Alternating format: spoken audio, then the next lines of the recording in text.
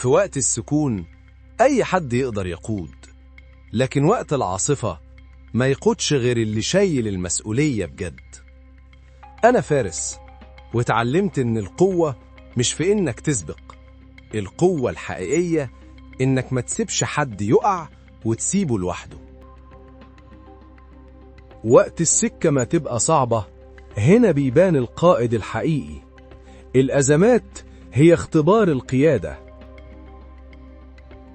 أسهل قرار وقت الشدة إنك تكمل لوحدك.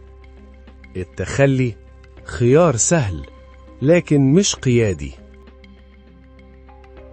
لكن الفارس المصري ما يسيبش حد معاه في أصعب الظروف مهما حصل. الوفاء قرار واعي مش اندفاع.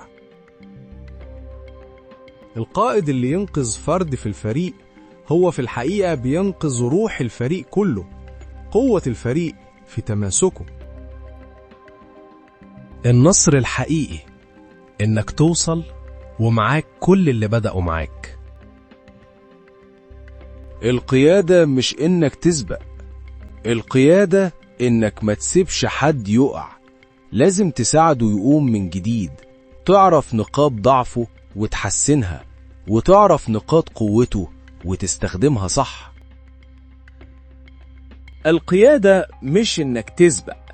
الفارس والقائد المصري يعرف إن الفريق أمانة مش عبء. الفريق مش عدد بيمشي وراك، الفريق أمانة في رقبتك. واللي يتخلى وقت الأزمة عمره ما كان قائد. القائد الحقيقي يوصل ومعاه الكل. القيادة مش كلام، دي مواقف. اشترك في القناة وفعل زر الجرس وكمل الطريق معانا.